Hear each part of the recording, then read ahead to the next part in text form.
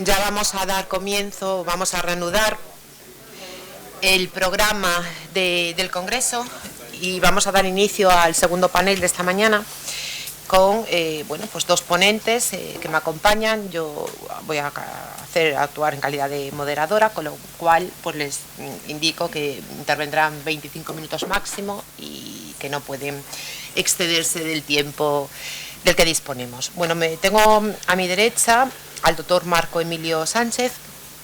Él tiene un perfil de abogado, experto en tecnologías, es asesor, consultor, docente y autor de diversas publicaciones, de varias obras en la temática que les acabo de señalar, por lo tanto en Derecho y Tecnologías y específicamente o concretamente en Latinoamérica.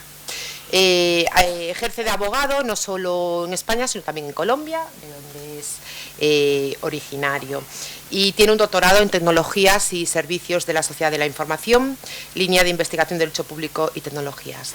El doctor Marco Emilio Sánchez es también magíster en ciberseguridad, que es una de sus especialidades, y en ciberdefensa nacional.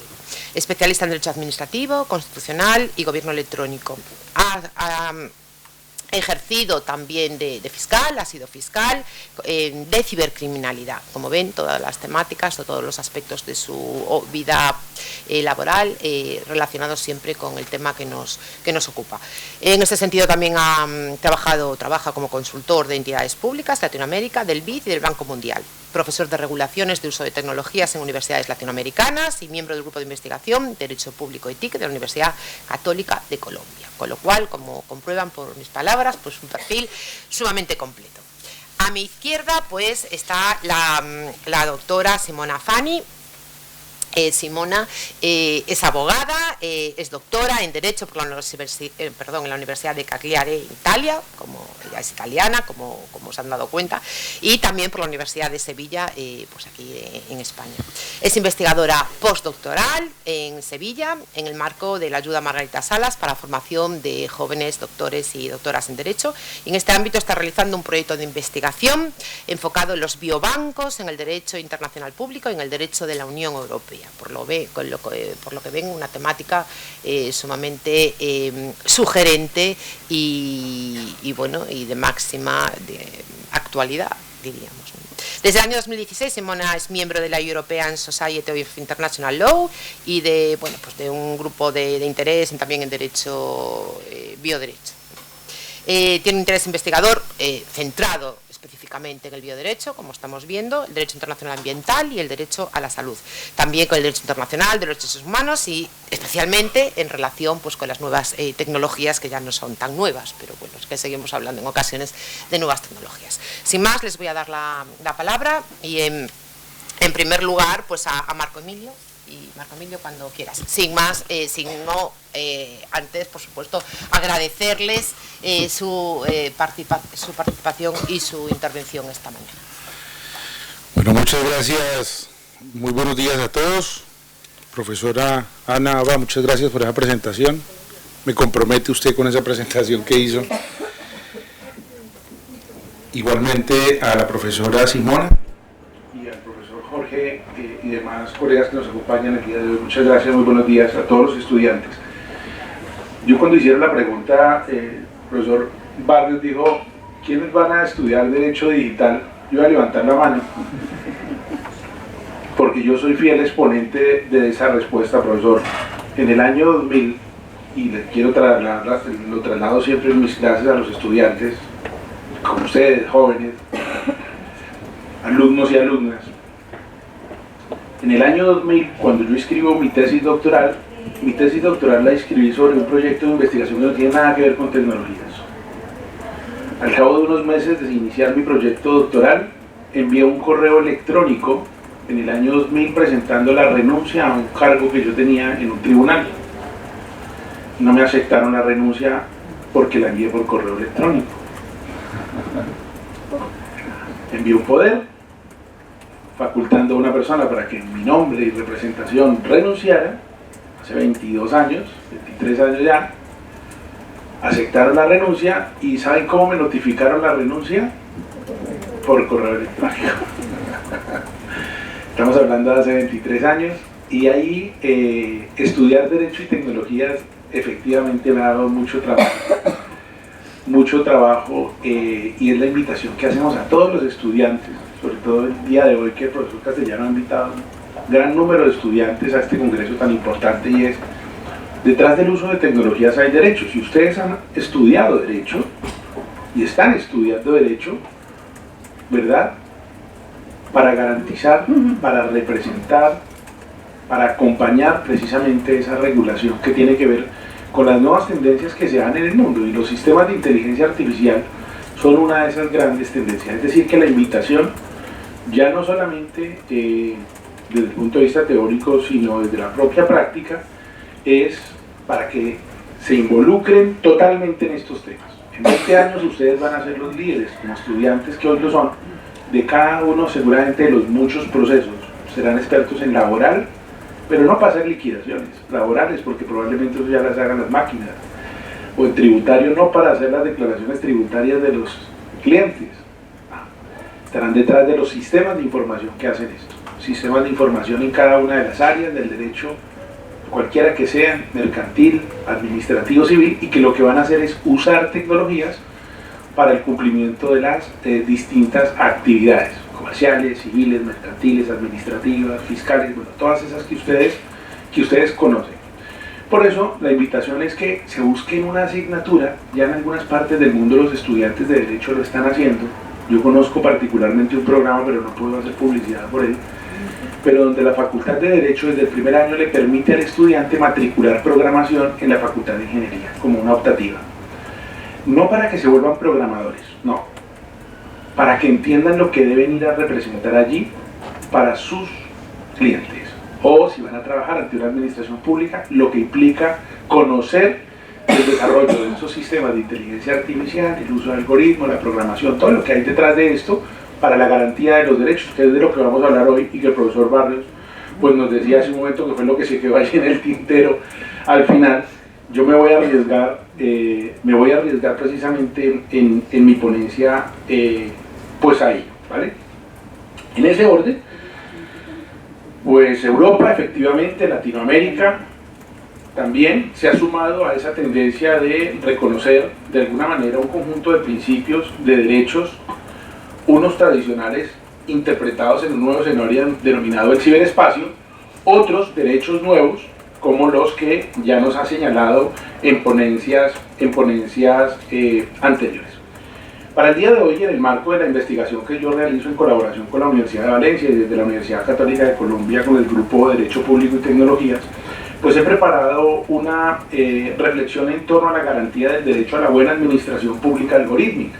La buena administración pública algorítmica.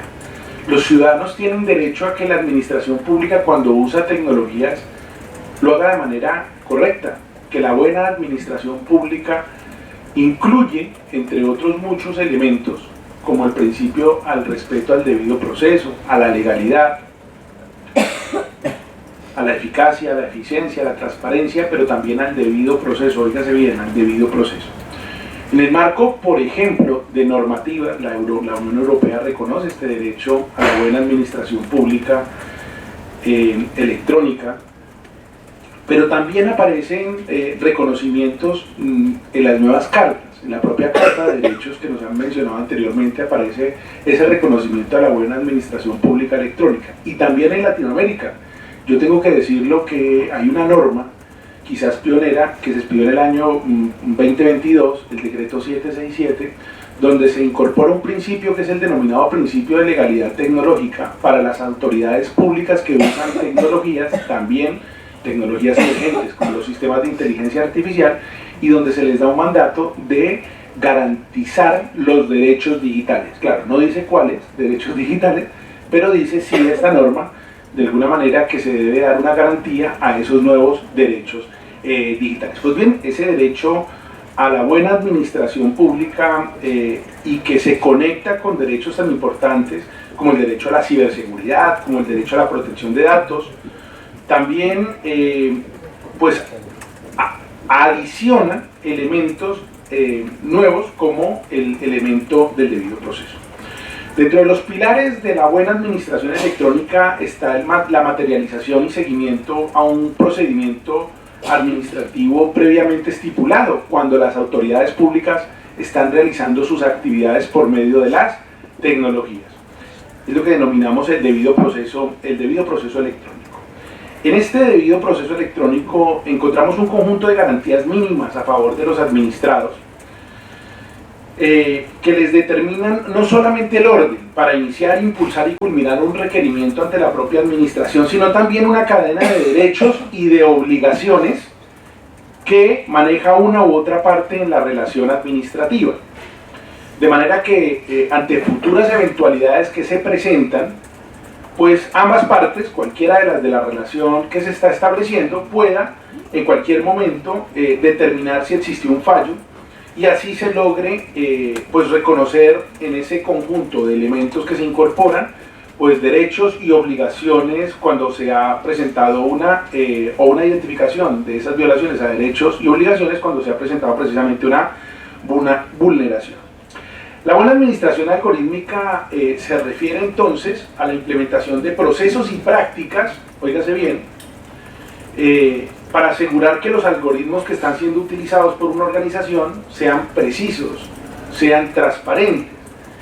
Y eso implica, lógicamente, la incorporación de un conjunto de elementos tanto de tipo jurídico como de tipo técnico. Ojo con esto, porque ustedes que son jóvenes se van a encontrar en los próximos años con una invasión en la administración pública de características técnicas dispuestas por organizaciones de distinta naturaleza, unas públicas, otras privadas, pero que no dejan de ser características técnicas que deben cumplir esos sistemas de inteligencia artificial. Yo particularmente que me encuentro, cuando hay ataques informáticos ante la administración pública, lo primero que llegamos a revisar es cuáles fueron las obligaciones que deben cumplir las entidades públicas para garantizar la ciberseguridad. Y cuando nos sentamos a analizar las obligaciones, nos encontramos que el 90% de obligaciones son obligaciones de tipo técnico desde los estándares de ciberseguridad, es decir, que las garantías no se van a agotar solamente en el cumplimiento de normas de la naturaleza que tradicionalmente conocemos, que son normas de carácter jurídico de distinta naturaleza, leyes, reglamentos, decretos y demás, sino que probablemente estas normas van a estar conectando permanentemente con elementos de tipo técnico o con normas técnicas que como regla general, óigase bien esto, son de voluntariedad su aplicación, pero que en el ámbito de las administraciones públicas, cuando usan tecnologías, probablemente vamos a encontrar alguna o algunas normas que se vinculan de manera directa a ser obligatorias. Para lograr esa buena administración algorítmica es importante pues que se entienda la implementación del conjunto de elementos de manera sistemática, es decir, diseñar, desarrollar y desplegar algoritmos tiene una cadena, es decir, tiene un inicio, un fin, y en ese proceso hay un conjunto de elementos de tipo técnico que deben estar totalmente documentados. La definición de objetivos, las métricas de rendimiento, la selección de datos representativos, diversos, la validación, las pruebas rigurosas de los algoritmos antes de la implementación y la monitorización continua de esos algoritmos son los elementos que nos pueden dar a nosotros, los abogados, la salida para hacer frente a las presuntas vulneraciones que se presenten de los derechos que se encuentran en ese momento en juego. La buena administración algorítmica pues se funda así entonces en principios tradicionales de buena administración y que seguramente ustedes ya han venido revisando en el marco de las asignaturas que tienen: la transparencia, el debido proceso, la legalidad y demás, pero también en otros que se van incorporando en declaraciones como la Declaración Europea sobre Derechos y Principios Digitales, la propia Carta de Derechos Digitales, donde se hace mención a que hay que respetar plenamente los derechos fundamentales, los reconocidos de forma tradicional, pero también los nuevos que se presenten, y en eso también estoy en la misma línea del profesor Barnes, porque seguramente se van a presentar muchos más derechos de los que conocemos hasta ahora. Y el mandato precisamente es eso, la adopción de las medidas sobre los propios valores de la Unión Europea para el reconocimiento de esos derechos en el marco de las relaciones que se dan en línea. Es decir, que allí hay una clara referencia a la necesidad de que se respeten los derechos fundamentales. En la misma línea, en la propia Declaración de Derechos y Principios, también se plantea pues el compromiso de que hay que asegurar que en el diseño, en el desarrollo, en el despliegue y en el uso de soluciones tecnológicas se respeten los derechos fundamentales. Ojo con eso, ¿por qué? Porque cuando hay estos desarrollos, ahí es cuando hay que incorporar las normas técnicas, y en esas normas técnicas, muchas de ellas son las que nos van a permitir la garantía de los distintos derechos de los ciudadanos, llámese ciberseguridad, llámese protección de datos, llámese el conjunto de nuevos derechos o derechos que ya ustedes han escuchado. Por último, en este primer apartado se incorporan pues los principios y derechos de la inteligencia artificial. Cuando hablamos de principios, vamos a estos foros normalmente y todos nos hablan de un conjunto de principios que debe respetar la inteligencia artificial. En el ámbito de las administraciones públicas, yo siempre hablo de una diferencia sencilla entre lo que significa la ética y la moral. Dice, ¿por qué? Porque las autoridades públicas deben adoptar decisiones éticas. La ética es un proceso que implica necesariamente un razonamiento para tomar una decisión a partir de un conjunto de principios y valores que alguien me ha transmitido. Cuando no hablamos de la administración pública y le decimos a un ciudadano que actúe éticamente, probablemente su decisión estará fundamentada en principios y valores familiares, religiosos, personales. En la administración pública no es así. Los principios y valores son principios y valores de orden constitucional, legal y reglamentario. Por eso esos principios que nos señalan en distintos documentos, que se convierten en documentos de fuera, entendámoslo así, del derecho de manera general, podrían ser incorporados sin ningún inconveniente en los principios básicos del derecho constitucional y del derecho administrativo. Principios como el principio de transparencia, de justicia y de equidad, de responsabilidad, robustez, de privacidad y protección de datos, colaboración y sostenibilidad, que son principios que se predican de los sistemas de inteligencia artificial en distintas cartas. Básicamente nosotros podríamos hacer un ejercicio de interpretación en el tiempo y en el espacio de esos principios actualmente. ¿Cómo? Pues como nos lo vienen explicando las ponencias anteriores, principios como el de la transparencia que nos explicaron hace un momento. En ese orden, pues es ahí donde precisamente encontramos un gran reto para realizar actividades de control frente al cumplimiento de ese conjunto de decisiones que se adoptan con sistemas de inteligencia artificial que desde ya decimos deberían respetar principios constitucionales y legales sin siquiera esperar que salgan regulaciones nuevas sin perjuicio de la comprensión de la necesidad de esas regulaciones. Si la buena administración algorítmica implica transparencia, seguridad, ciberseguridad, eficiencia, eficacia, debido proceso, protección de datos, economía, entre otros principios de buena administración pública electrónica, entonces es ahí donde corresponde a las autoridades, tanto administrativas como judiciales, como de control, cualquiera que sean, ejercer actividades de control frente a esas situaciones que se pudieran llegar a presentar y que permitieran la garantía de los derechos particularmente mencionados.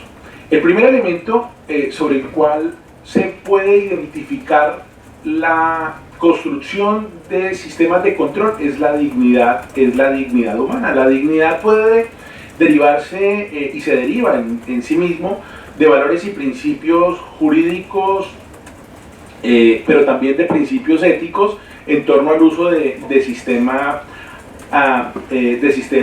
de inteligencia artificial.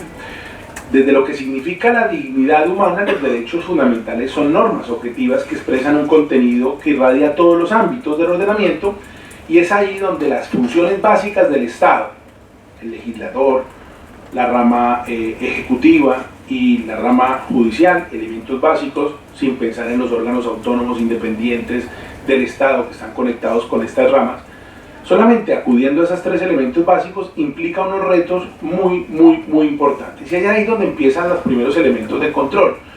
¿Está preparada el Congreso de la República, el Congreso de los Diputados para disponer de normas de esta naturaleza? ¿O solamente lo que hacemos es copiar y pegar lo que nos llega de la Unión Europea? ¿No será que debemos intentar desarrollar un poco más elementos que nos permitan dar garantías a esos elementos básicos que nos está planteando la Unión Europea?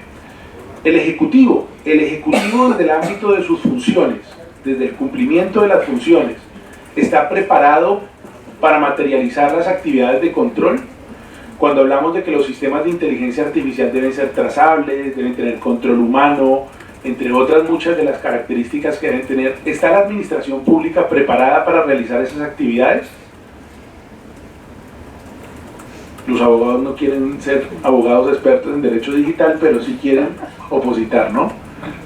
Pero para opositar tienen que saber de derecho y tecnología, porque ahí es donde va a estar precisamente las actividades. El cumplimiento de las obligaciones por parte de las autoridades públicas pasará necesariamente, lógicamente, por este conjunto de elementos.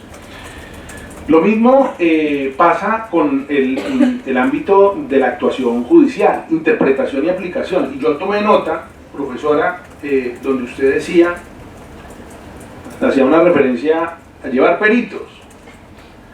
No podemos llenar los juzgados de peritos. O sea, si se llenan los juzgados de peritos es que significa que nosotros los ciudadanos normalmente no conocemos los temas. Y hay una realidad, y es que no los conocemos. Ni los jueces lo conocen, ni los abogados los conocen. Y entendemos que esto es un asunto de los técnicos, de los ingenieros, y resulta que no lo es. Probablemente sí vamos a necesitar una rama, particularmente unos elementos de justicia totalmente diferentes a los que conocemos hoy en día. Cuando se regulan sistemas de inteligencia artificial, sistemas de resolución de conflictos, como por ejemplo en el ámbito de comercio mercantil, las plataformas ODR, los ciudadanos prefieren que les resuelvan ese conflicto, esa plataforma, y no ir a un juzgado a esperar 3 años ni 5 años en el mejor de los supuestos. Cuando a un ciudadano le roban el celular, no coloca la denuncia porque vaya a pensar que le van a resolver el asunto de la denuncia porque le robaron el celular. Lo hace para cobrar la póliza o para que la compañía le cambie el celular porque le exigen ese requisito, no por acudir a la justicia. Quiere ello decir que la justicia debe modificarse, debe cambiar para dar esas garantías. Cuando la justicia no está preparada para resolver los conflictos que se presentan, preparada desde el punto de vista de la capacidad humana, técnica, administrativa y financiera, pues lógicamente la justicia va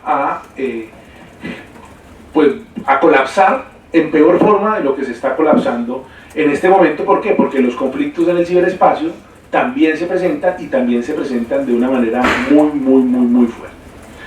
Por eso es tan importante, en el marco de la dimensión objetiva de los derechos, legitimar la creación de instituciones tan importantes como las que se vienen creando y que ya han mencionado anteriormente: Autoridad de Protección de Datos, autoridades de inteligencia artificial, en el marco de la supervisión, por ejemplo, pues la Agencia Española de Supervisión de Inteligencia Artificial. Es decir, que la dignidad humana sirve como un elemento de control desde la comprensión de la institucionalidad tradicional, pero elevada a unos elementos novedosos como son aquellos donde se van a ejercer las actividades, este que no es otro que el ciberespacio.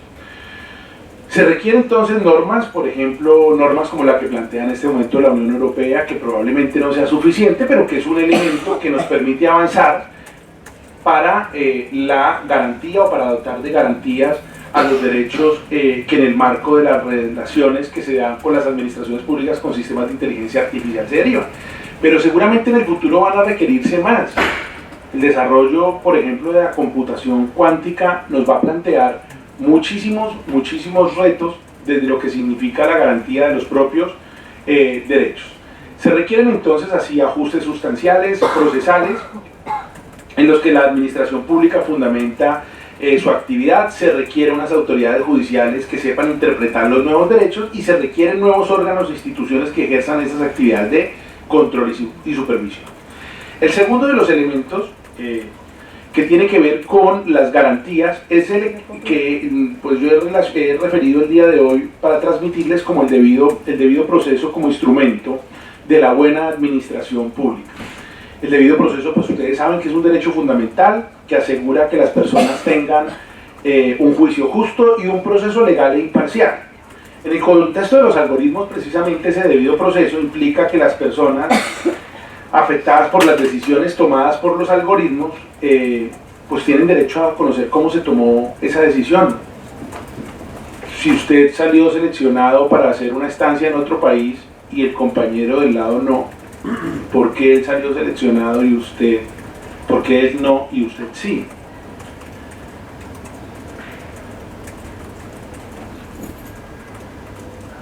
Eso implica tener una oportunidad para cuestionar o apelar la decisión. En los próximos años, tanto en Europa como en Latinoamérica, se plantean y se ha abierto dos vías, ojo con esto alumnos, digitalización y automatización. Todo el proceso de recolección, desde el inicio hasta el final, de datos para la generación de información que permita la toma de decisiones a través de sistemas de información, inicialmente con intervención humana, a posteriori sin intervención humana. ¿Eso qué implica? Implica que usted y los ciudadanos deben tener derecho o deben garantizársele el derecho a conocer por qué se tomó y cómo se tomó esa decisión. El debido proceso implica entonces que las organizaciones deben asegurar que esos algoritmos que utilizan sean transparentes, precisos, libres de sesgos, que las decisiones sean fácilmente comprensibles y que las decisiones puedan ser debatibles, recurribles. Implica que deben estar dispuestas a revisar las decisiones, a corregir las decisiones. Esa revisión y actualización implica, lógicamente, la regulación de, en algunas ocasiones, muchos algoritmos. Si no conocemos lo que es un algoritmo, pues tampoco podremos saber cómo vamos a ir a regularlo. Por eso es tan importante esa pregunta que hacían hace un rato. El debido proceso algorítmico impone la obligación a quien desarrolla para que los sistemas se basen en datos adecuados, datos de calidad, para evitar con ello, lógicamente, decisiones erróneas. Deben permitirse, lógicamente, la supervisión humana. De la misma forma, dentro de las actividades de control, pues está el control individual y el control colectivo frente a la buena administración pública algorítmica. Detrás del uso de sistemas de inteligencia artificial por parte de las autoridades públicas, probablemente hay impactos que generen impacto a los derechos de manera individual, pero también hay impactos que pueden ser al conjunto de la sociedad o que pueden estar destinados al conjunto, a una parte, al total de los miembros de la sociedad. Por eso aquí recurrimos a dos vías. Por un lado, para la defensa de los derechos fundamentales, pues ya existentes, pues hay que tener en cuenta los conceptos, categorías y técnicas de protección de derechos e intereses. Pero al mismo tiempo esos derechos e intereses no son solamente en el ámbito individual, sino también en el ámbito colectivo. La profesora Cariz, ahí en su tesis doctoral, menciona que cuando el ciudadano toma la decisión de entregarle al laboratorio el registro del ADN, está entregando no solamente el ADN de él, sino el ADN de sus padres, probablemente de toda la línea genética que le acompaña.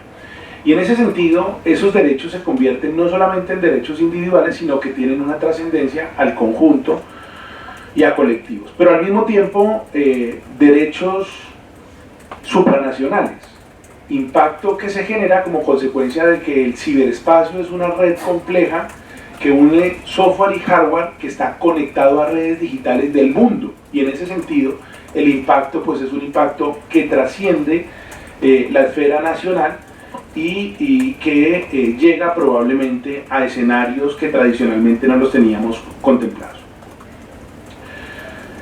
En ese sentido, no solo se debe proteger y controlar la buena administración pública algorítmica desde un enfoque individual, sino también un enfoque de protección a derechos colectivos, a derechos difusos ya existentes, con instrumentos tradicionales, desde el punto de vista normativo, como los sistemas de control, tanto judicial como administrativo, que tenemos en el ámbito de la administración, los sistemas de control administrativo y jurisdiccional ante la jurisdicción de lo contencioso administrativo, pero también otros escenarios tradicionales como el propio control que se ejerce por las autoridades que investigan los delitos cometidos en el ámbito del ciberespacio, lo que ustedes denominan, lo que ustedes han escuchado, esto de los ciberdelitos.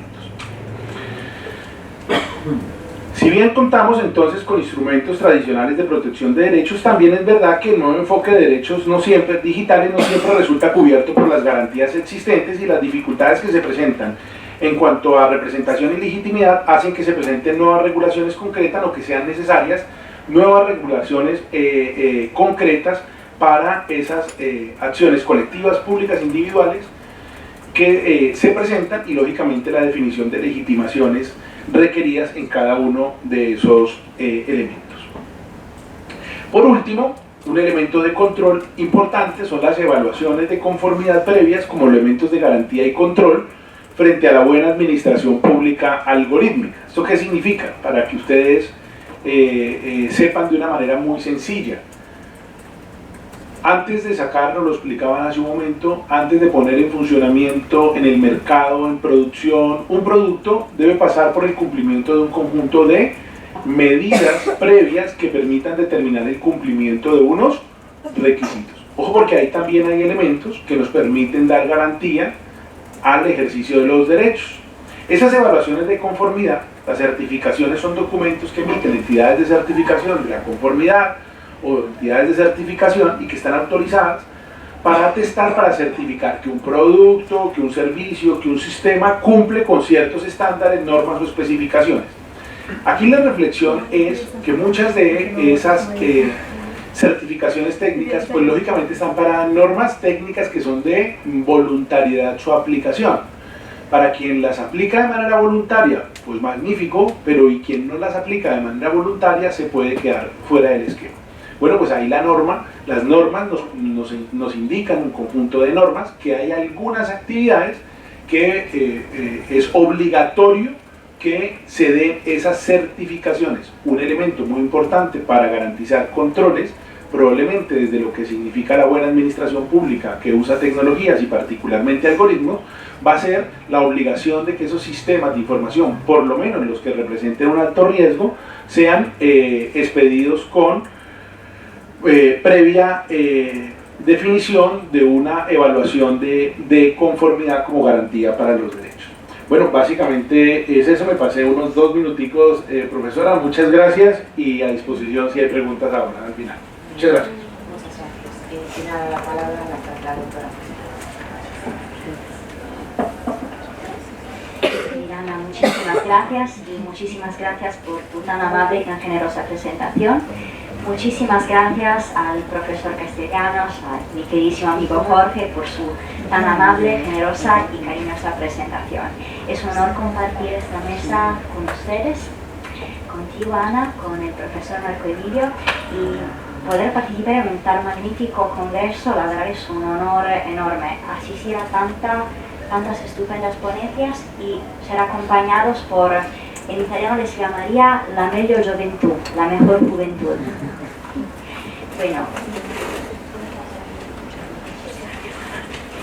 Bueno, es un verdadero placer compartir algunas reflexiones con ustedes sobre un tema que viene acompañándome ya, digamos, muchos años, es decir, la transformación de nuestra corporalidad en la era digital y algorítmica. Muchas gracias. Bueno, esencialmente nuestra corporalidad viene enfrentándose con un proceso de transformación en relación con el advenimiento de las nuevas tecnologías, en particular la inteligencia artificial, las nuevas fronteras de la investigación biomédica, los Big Data. Y me gustaría empezar nuestra reflexión con algunas imágenes que proceden del metro de Hong Kong. Son imágenes que se remontan al año 2015, pero la verdad es que son profundamente actuales. Esas caras tan perfectas que podemos observar en esa diapositiva, en realidad no son fotografías, se trata de pancartas. y sobre todo se trata de uno de los ejemplos más exquisitos de una técnica que se llama fenotipado de ADN. Generalmente esta técnica se utiliza en el marco de la investigación criminal, es decir, con propósitos que podríamos definir nobles, luchar contra el crimen, y esencialmente consiste en poder reconstruir la cara de una persona, su apariencia, a partir de una pequeña muestra de ADN. El ejemplo que vemos en la diapositiva en realidad no fue, digamos, tan virtuoso, tan noble. En concreto se trataba de una campaña de public shaming, es decir, esas personas que vemos cuyas caras observamos en los pancartas se habían, digamos, hecho culpable de ensuciar el metro de Hong Kong con sus desechos. Se había obtenido una muestra de ADN de esos desechos y esencialmente se había puesto en marcha esa campaña de public shaming para intentar, digamos, prevenir que esas actuaciones no particularmente virtuosas pudiesen seguir, para desincentivar, digamos. Y sobre todo, digamos, porque me he enfocado, digamos, querido empezar nuestra reflexión con esas imágenes y con esa historia tan interesante, porque los acontecimientos del metro de Hong Kong, por un lado, nos revelan, nos demuestran el potencial de la tecnología y sobre todo la elocuencia informacional de nuestra corporalidad. Por otro lado, digamos, además de esos prodigios tecnológicos, nos demuestran también cuál sea el potencial riesgo para nuestros derechos fundamentales, es decir, cuál es el control que podemos tener sobre una corporalidad que se ve desafiada, transformada por el advenimiento de las nuevas tecnologías y sobre todo la inteligencia artificial, los big data. Bueno, en concreto, el derecho internacional no ha pasado por alto ese desafío y específicamente el Consejo de Derechos Económicos, Sociales y Culturales es un órgano de derechos humanos que se creó en el marco de las Naciones Unidas y que tiene una vocación específica en relación con los derechos dichos de segunda generación. Y en particular, la observación general número 25 del año 2020 se enfoca en el derecho a la ciencia o derecho a gozar de los beneficios del progreso científico. El comité tuvo una gran sensibilidad en captar la evolución, digamos, de nuestra corporalidad y sobre todo el impacto de las nuevas tecnologías sobre nuestra corporalidad. Y de hecho explicó que los cambios tecnológicos son ahora tan intensos y rápidos que están desdibujando las fronteras entre los mundos físico, digital, biológico, debido a la creciente fusión de los avances científicos y tecnológicos, y justamente pone de relieve en esferas como la inteligencia artificial, la robótica, la biotecnología, la ingeniería genética y la gestión de macrodatos. Tampoco la doctrina ha pasado por alto esa transformación de nuestra corporalidad. Esencialmente se trata de un proceso, según afirmó el profesor Alain Gras, de exosomatization. ¿Qué significa en concreto? Que nuestra corporalidad viene trascendiendo su dimensión física, su dimensión material, y viene convirtiéndose en una corporalidad justamente informacionalmente proyectada. Por ejemplo, podemos pensar no solo en la dicotomía teorizada por el profesor Alain Gras entre la intimité y la extimité. Podemos pensar también en las palabras del profesor Ortega y Gasset, el intracuerpo y el extracuerpo. Los problemas principales que esta transformación plantea para nosotros, para el derecho, es justamente la extimité, esa realidad que viene proyectándose hacia el mundo exterior, esencialmente en la forma de datos. Pues en ese sentido, generalmente me gusta hablar de mi cuerpo privado o nuestro cuerpo privado y nuestros cuerpos públicos, porque nuestra corporalidad informacionalmente proyectada, y me refiero en particular a la corporalidad informacionalmente proyectada más sensible, los datos biométricos, los datos genéticos, los datos de salud. ¿Por qué son tan sensibles? Porque hablan de algunas características profundamente íntimas de las personas. Sobre todo los datos genéticos y los datos biométricos se destacan por una característica muy elocuente y fundamental. Son datos que nos acompañan para toda nuestra vida. por supuesto hay un debate muy interesante en relación con la posibilidad de modificar nuestro genoma, en relación también con algunas transformaciones físicas que se relacionan con nuestros datos biométricos. Por ejemplo, el reconocimiento facial es una técnica que se refiere a los datos biométricos, las proporciones, los volúmenes de nuestra cara, el empleo de las huellas digitales, el iris, por ejemplo, el reconocimiento, la lectura, digamos, del iris. Sin duda, por ejemplo, si nos fijamos en el reconocimiento facial, tenemos lo que me gusta definir un anticuerpo natural, es decir, el envejecimiento en este caso puede ser un anticuerpo, una solución útil en caso de abusos a través del reconocimiento facial, porque envejeciendo los volúmenes de nuestra cara van cambiando. Por ejemplo, no se puede utilizar el reconocimiento facial con niños que tengan una edad inferior a los 8 años, porque su cara va cambiando constantemente. Algo semejante pasa después de los 60 años. Pues esencialmente ese es nuestro cuerpo, digamos, podemos observar como nuestro cuerpo privado, nuestra esfera genética tan escondida dentro de nuestro cuerpo, nuestra esfera biométrica que es visible pero necesita un soporte tecnológico, herramientas tecnológicas para leerlas, para que la tecnología pueda identificarnos, los datos de salud que hablan de algo muy personal, muy íntimo. Pues ese es nuestro cuerpo privado. Se transforma, se convierte en muchos cuerpos públicos que se relacionan tanto con la esfera pública, por ejemplo, las autoridades públicas.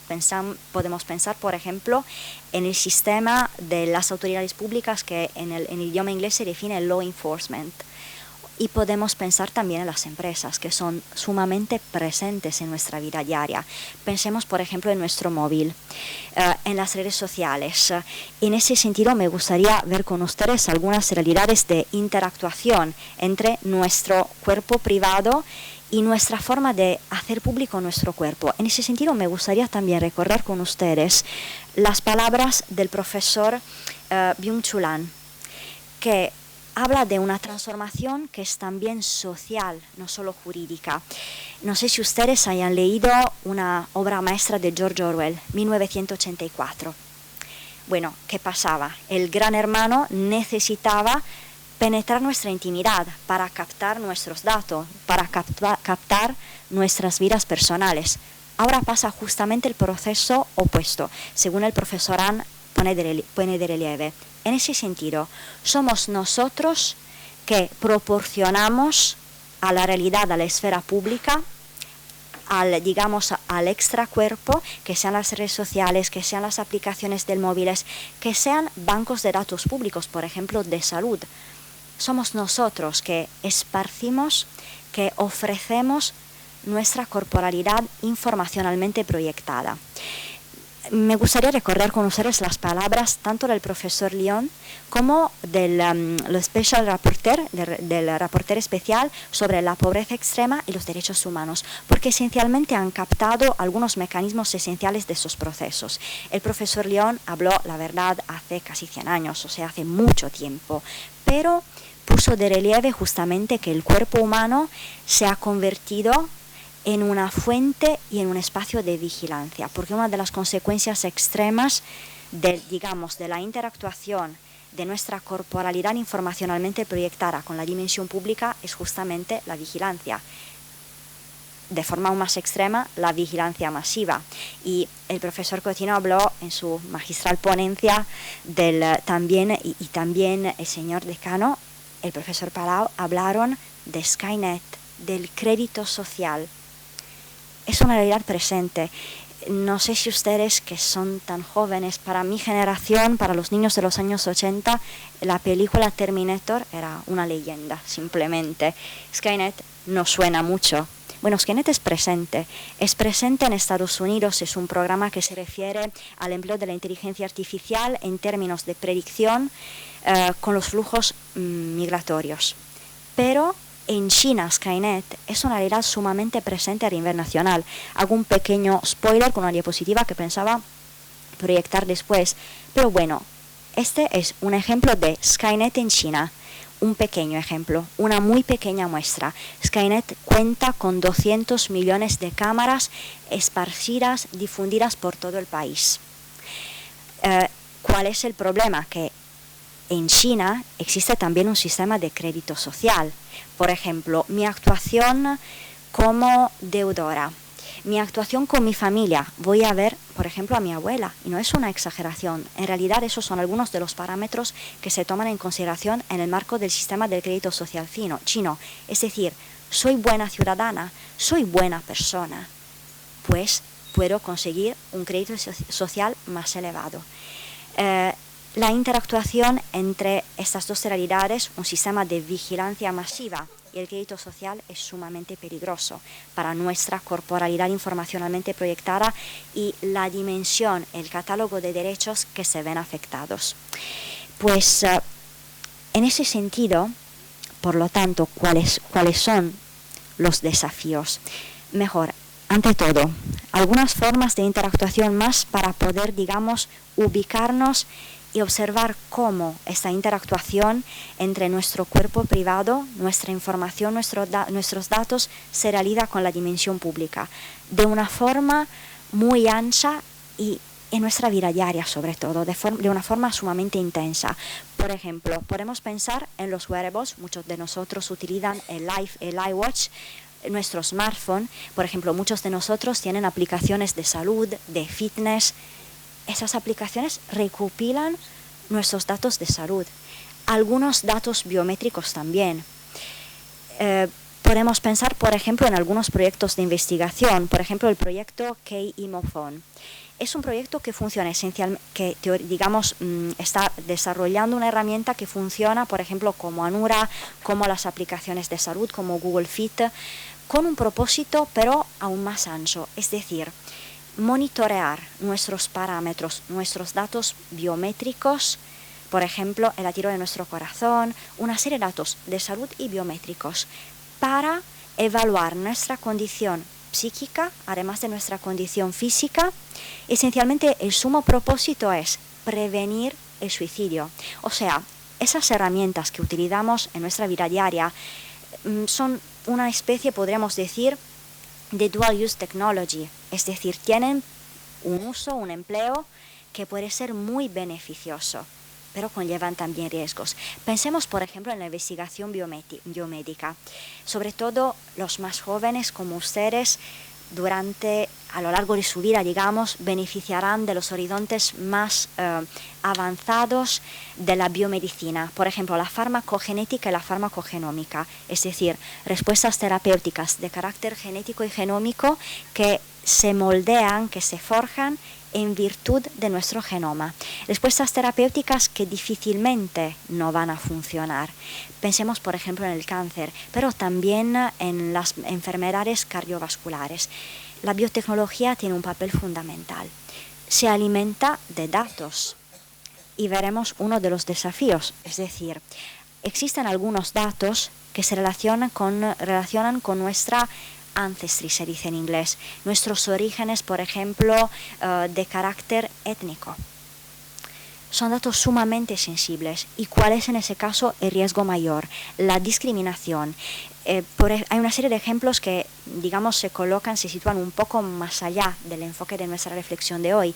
Pero, por ejemplo, en el marco de los pueblos indígenas se realizaron muchos estudios que tuvieron un impacto altamente discriminatorio. Por ejemplo, el pueblo Havasupai, que padeció de una discriminación en términos de acceso al sistema de salud y al seguro de salud que fue simplemente asombroso y espantoso. Por ejemplo, en ese sentido, la Agencia Europea de los Derechos Fundamentales, que es una de las autoridades de salud y de derechos humanos, digamos, y que se ocupa también de cuestiones, por supuesto, relacionadas con nuestra salud, nuestra genética, se ha pronunciado a este respecto y ha puesto de relieve que sí, es verdad que los riesgos de discriminación son asombrosos, pero a la vez los datos genéticos y también los datos relacionados con la ancestry son fundamentales. Podemos pensar, por ejemplo, en los estudios genéticos sobre fibrosis cística. Se tardó muchísimo en la identificación a través de la inteligencia artificial de los genes que en las personas que tienen una ascendencia africana se tardó en identificar la variante para esas personas que es responsable de la fibrosis cística. ¿Qué significa? Falta de de herramientas diagnósticas, falta de terapias, de soluciones terapéuticas. Por ejemplo, en ese sentido, en relación con la investigación biomédica, los datos de salud, los datos genéticos, se destacan los sistemas nacionales de salud, de datos de salud. Por ejemplo, en Reino Unido, el National Health System es una experiencia muy interesante. Pero ¿qué pasó en ese caso? Que en virtud del General Practice Data for Planning and Research Scheme, compartió, o sea, es una iniciativa en virtud de la que se compartieron los datos de los ciudadanos británicos con empresas. El intercambio, la práctica de compartir la información, a veces por parte de instituciones públicas de salud con empresas, representa un riesgo muy importante. Por ejemplo, en China existen una serie de datasets relativos a las enfermedades infecciosas. Son datos de salud muy sensibles, muy importantes. En ese caso se realiza un intercambio entre sistemas. Es uno de los riesgos mayores, digamos, porque el intercambio conlleva una pérdida de nuestro control sobre nuestra información, nuestros datos más sensibles y nuestra corporalidad informacionalmente proyectada. Otros ejemplos. Las redes sociales, hemos visto que, por ejemplo, Facebook ahora está cambiando, ha modificado sus políticas. Pero, por ejemplo, Facebook, a través del algoritmo DeepFace, había realizado un programa de reconocimiento facial asombroso. Por ejemplo, cuando Facebook nos señalaba que había encontrado una imagen en la que parecía que nuestra cara apareciera, lo hacía gracias a DeepFace. El riesgo es que perdamos el control de nuestros datos y, sobre todo, Facebook recopila estos datos. Pero ¿qué pasa luego? Por ejemplo, en Estados Unidos, la Agencia de Seguridad Nacional realizó un programa que se llamaba Prisma. Prisma recopilaba datos de Facebook, de empresas como Microsoft, de colosos de la tecnología. Prisma esencialmente era una especie de programa de vigilancia masiva, pues podemos notar cómo no es solo el primer uso, el primer empleo que se hace de nuestros datos, que a lo mejor puede contar con nuestro consentimiento. Son también los usos secundarios, que representan una de las dinámicas más complejas y más importantes, sobre todo en términos éticos y sobre todo para el derecho, porque necesitamos paradigmas de control. Y ahora veremos cuáles son las respuestas que proporciona el derecho. Otra aplicación de reconocimiento facial que cuenta con más de 900, no creo exagerar, millones de imágenes es PMICE. ¿Cuál es la tentación para las autoridades públicas? Y de hecho las instituciones europeas tuvieron que hacerse, digamos, diligentes e intervenir. Esos patrimonios, estas bases de datos, en ese caso biométricos, nuestra cara, imágenes faciales, son muy útiles para el sistema dicho de law enforcement, para las autoridades públicas, para propósitos de seguridad, por ejemplo, para propósitos de identificación. De hecho, la Autoridad Europea de Protección de Datos, el European Data Protection Board, dirigió una carta al Parlamento Europeo animándolo a que, digamos, las instituciones europeas evitaran esta dinámica.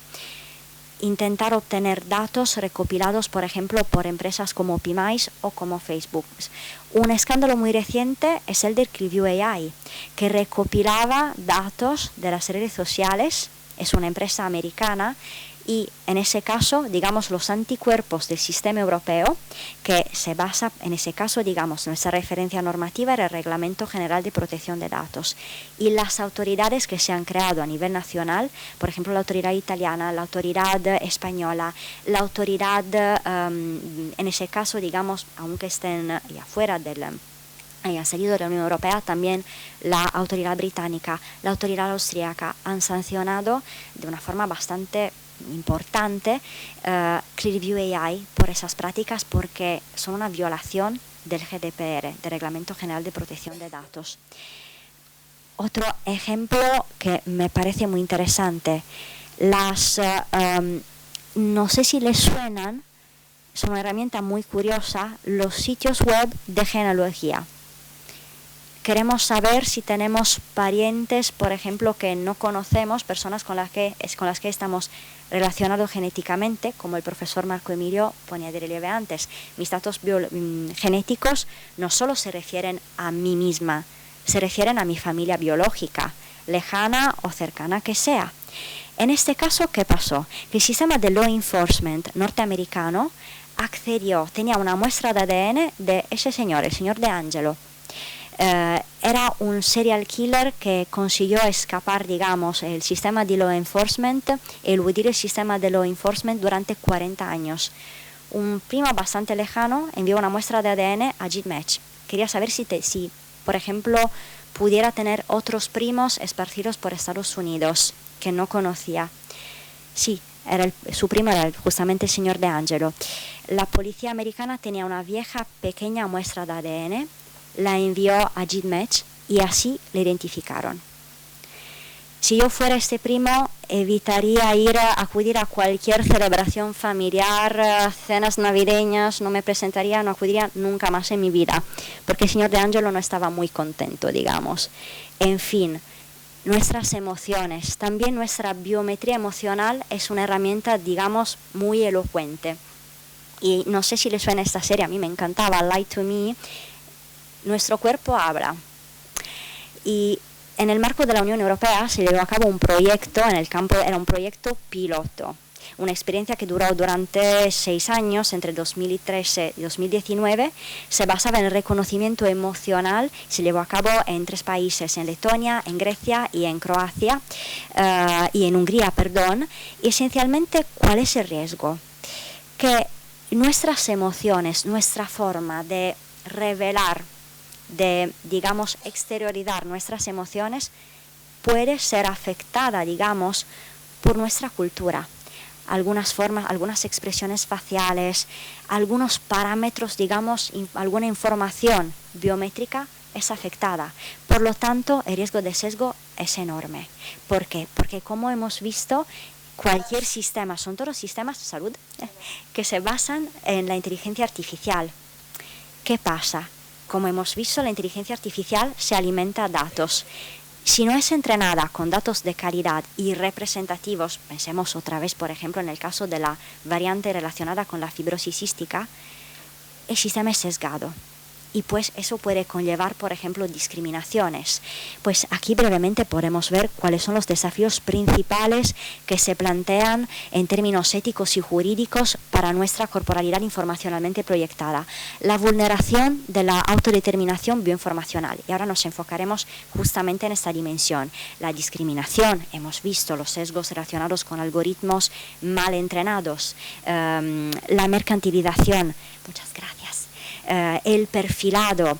No me detengo mucho en estos aspectos porque los ponentes han hecho sus magníficas presentaciones esta mañana, ya han, digamos, explorado estas dimensiones. Pues esencialmente, ¿qué podemos decir en términos de soluciones? ¿Cuáles son las respuestas que el derecho está intentando proporcionar?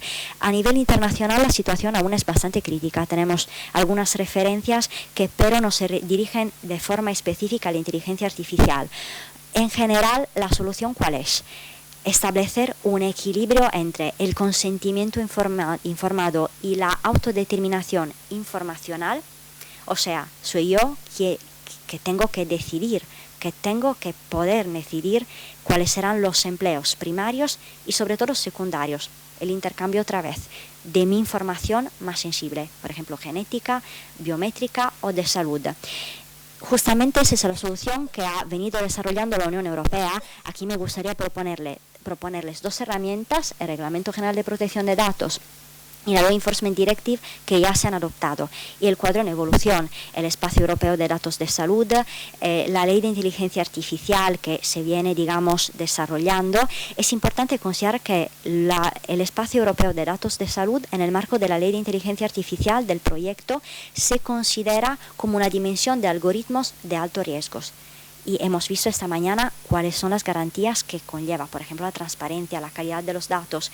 ¿Cuál es una de las respuestas que las 2 herramientas que ya tenemos, el GDPR y digamos más brevemente la LED, la Law Enforcement Directive, contemplan. En este caso, esencialmente, en términos de prevención de perfilado, una intervención humana. En general, un consentimiento informado que tiene que relacionarse que expresarse en virtud del principio de finalidad. O sea, tengo que elegir los fines, los propósitos para los que se utilizan mis datos, con un margen de flexibilidad que tiene que adaptarse a la dimensión pública, a los intereses públicos. Por ejemplo, la salud pública, la investigación biomédica es sumamente beneficiosa. Ese es el propósito del Espacio Europeo de Datos de Salud. También la seguridad, pensemos en los pasaportes biométricos, por ejemplo. En términos de derechos fundamentales, ¿cuál es la perspectiva que se ha expresado? Esencialmente, el principio de proporcionalidad tiene que ser la referencia, tiene que informar las soluciones y la aplicación de esas herramientas para prevenir también una realidad de vigilancia masiva. El European Data Protection Board ha dicho una cosa muy importante, por ejemplo, en relación con el fenómeno del function creep. No se respeta nuestro consentimiento informado en relación con los empleos de los datos y sobre todo en relación con el data scraping, o sea, justamente el fenómeno que vio como protagonista Clearview AI, la recopilación indiscriminada de nuestros datos en violación de nuestro consentimiento, que ha dicho el European Data Protection Board, que, por ejemplo, en general es preciso que se haya expresado un consentimiento informado explícito y preciso. ¿Por qué es importante? Porque el sistema europeo, nuestro marco normativo, contempla también los datos que hemos hecho manifestamente públicos. Esos datos también tienen que ser disciplinados, regulados por el consentimiento informado y protegido por la autodeterminación informacional. Tampoco en el marco de law enforcement se puede acceder a estos datos y utilizarlos con fines de seguridad. ¿Por qué? Porque es preciso que se respete el consentimiento informado y en el caso de la Law Enforcement Directive sus precisos, sus específicos propósitos. En general, lo que viene también en Estados Unidos se busca, digamos, se halla dibujar un equilibrio semejante, con garantías pero menos efectivas y con una mayor influencia de las lobbies. En general, aquí hemos visto esta mañana que prevé el AI Act, o sea, la ley de inteligencia artificial, que mira justamente a prevenir el empleo indiscriminado de nuestras imágenes faciales, la prevención de la vigilancia, la prevención de sistemas de crédito social. Sin duda, en este caso podemos observar otra vez la exigencia de asegurar la seguridad, pero un equilibrio con nuestros derechos fundamentales. En fin, se viene definiendo un nuevo marco normativo que podemos definir un habeas data normativo, no, digamos que mira a proteger nuestra corporalidad informacionalmente proyectada. En ese sentido, la Unión Europea aún se demuestra ser el líder global y sobre todo tiene el mérito, en mi opinión, de haber captado y de venir realizando, transformando en un marco normativo la exigencia de proteger nuestra autodeterminación informacional y sobre todo con la capacidad de responder a los desafíos planteados por la era digital y algorítmica.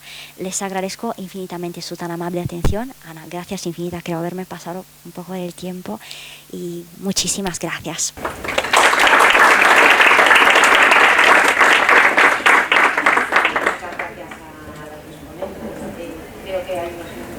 Unas breves intervenciones. Yo no voy a preguntar nada, simplemente decir que se han puesto pues, encima de la mesa muchas cuestiones sugerentes, importantísimas, pero a mí me gustaría resaltar dos cosas, una por cada intervención. Respecto a la intervención en materia de derecho al acceso, a la buena administración, una cuestión de máxima relevancia, el derecho a la ciberseguridad, ¿no?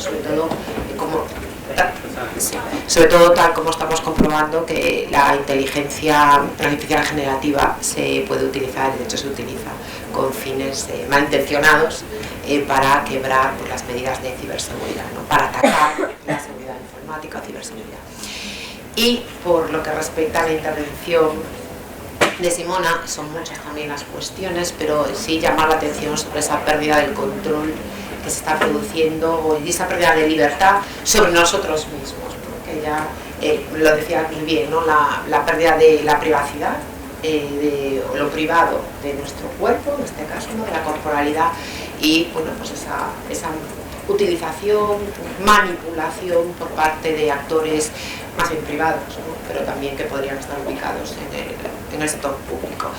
Y claro, ella decía antes, bueno, ese conocer sobre nuestros antepasados, ¿no? La ancestry, pero es que no está de más recordar que es algo similar a lo que se hizo en el régimen nazi, ¿no?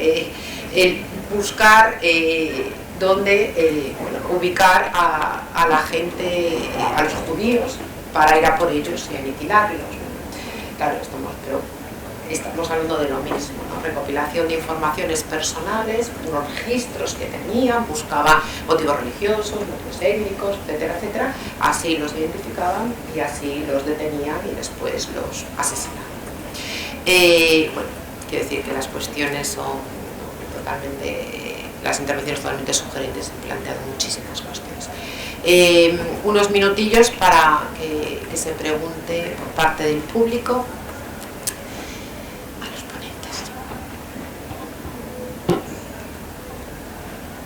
Sí. A Simona, bueno, fantástico castellano. Sí. Sí. Y enhorabuena a los dos ponentes.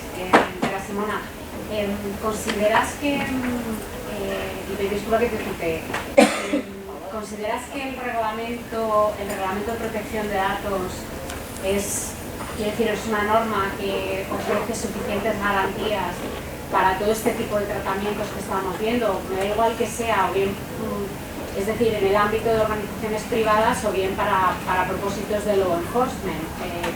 ¿Consideras que tiene suficientes garantías? El artículo 22 nos da... porque claro, viendo las fechas y viendo cuando la Unión Europea se empieza a preocupar por estas cuestiones de la inteligencia artificial y sus efectos, las fechas no... El reglamento es un poquito anterior, se empieza ya mucho antes del año 2016 a trabajar en la idea, etcétera, pero todavía estas cuestiones no estaban candentes. Entonces, ¿consideras que nos da suficientes garantías? Porque, en fin, a mí, es decir, cuando dicen consentimiento, vale muy bien, o por ejemplo, datos manifiestamente hechos públicos, en el artículo 9 del reglamento, y que se pueden utilizar. Lo digo para los alumnos, que se pueden tratar datos sensibles de salud, biométricos, etcétera, cuando, bueno, primero se cumplen las condiciones, las bases que establece el reglamento, y además, por ejemplo, el afectado, el interesado los ha hecho públicos. Imaginaos una red social. Claro, pero es que cuando el interesado ha hecho públicos esos datos, no tiene la expectativa, es que ese es el problema, no tenemos la expectativa de que se vaya a utilizar para todos esos fines.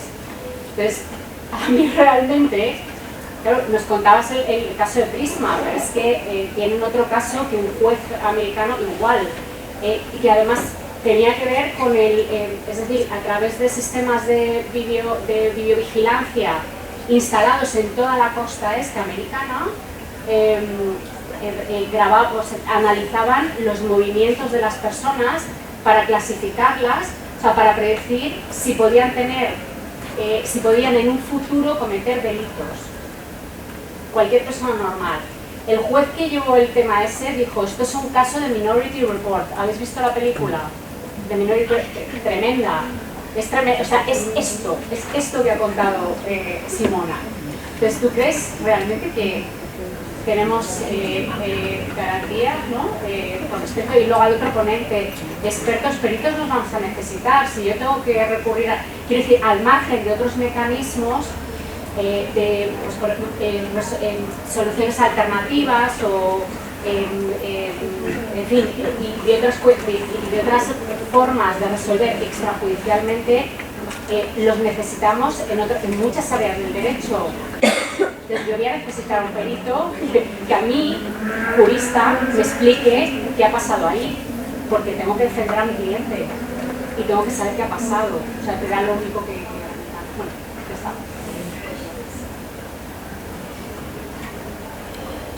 Estrella, gracias infinitas por tu maravillosa pregunta. Y gracias por tus palabras tan amables, tan generosas y cariñosas.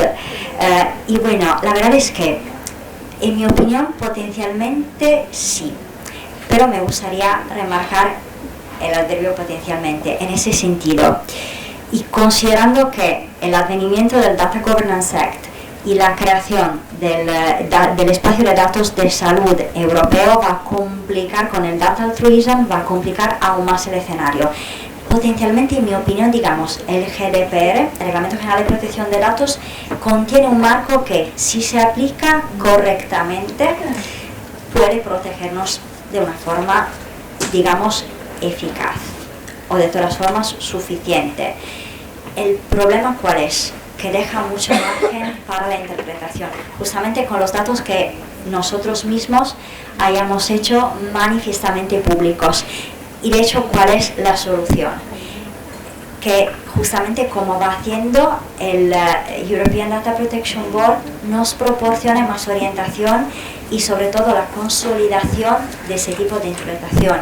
En ese caso específico, en relación con el Reglamento General de Protección de Datos, la aplicación rigurosa del consentimiento informado.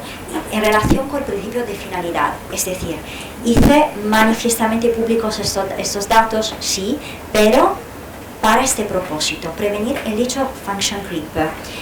Por ejemplo, justamente en relación con los datos, con los sitios web de genealogía. Por ejemplo, los sitios web de genealogía, ellos mismos buscaron la solución en Estados Unidos. Es decir, en Europa, en mi opinión, con las garantías que tenemos entre el GDPR, la Law Enforcement Directive, entendida sobre todo según las líneas guías del European Data Protection Board. Es decir, que puede hacer el sistema, que pueden hacer las autoridades públicas, la policía, por ejemplo, sí puede acceder, pero ante todo hay que respetar el principio del consentimiento informado y de finalidad. En concreto, ¿qué hace? Le pide la autorización al juez, en concreto, pero tiene que acudir a la autoridad judicial, o sea, hay el control del Poder Judicial, que tendrá que evaluar si se respetan los principios, hay riesgos, o sea, pero digamos este margen de protección que, por ejemplo, en Estados Unidos al principio no existía. Los datos que pasa lo mismo con los datos, por ejemplo, genéticos que se encuentran almacenados en los biobancos. Es un juez quien interviene y decide si es posible acceder o no. Si el acceso y el empleo de nuestros datos por parte de las autoridades públicas es proporcional. Por ejemplo, en el marco de la Law Enforcement Directive se prevé no solo el principio de necesidad, el principio de estricta necesidad. Debe ser esencialmente la única solución. No debe existir ninguna alternativa que sea más intrusiva, digamos. El GDPR y la investigación biomédica. En Italia tenemos el caso del biobanco justamente de mi isla de Cerdeña, que es, yo digo, la historia infinita, pero proporciona, la verdad, en términos, digamos, objetivos, una oportunidad de evaluar todas las posibles aplicaciones y todas las posibles derivas. ¿Cuál es el margen que el GDPR, que el Reglamento General de Protección de Datos, deja a las autoridades nacionales? En mi opinión, demasiado ancho. En Italia, nuestra autoridad, la autoridad garante, adopta un enfoque sumamente restrictivo y paraliza la investigación biomédica, o sea, la solución opuesta. Digamos que potencialmente las garantías existen. Por ejemplo, es importante que el GDPR contemple el principio, el derecho al consentimiento informado en relación con una, digamos, escrupulosa aplicación del principio de finalidad.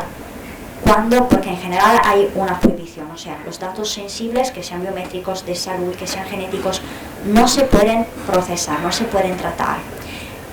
Hay excepciones, el consentimiento informado, que se hayan hecho manifiestamente públicos, que exista un interés público calificado, salud pública, la seguridad, pensemos por ejemplo también en los datos biométricos en nuestros pasaportes. Es una búsqueda de equilibrio esencialmente.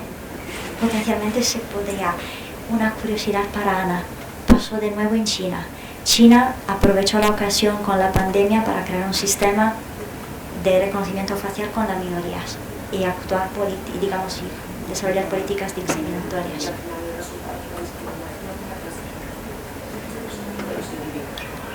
Por referencias, Marco Aurelio, 30 segundos. Sí, rápidamente. Necesitaremos peritos, sí, pero no todo conflicto necesita peritos.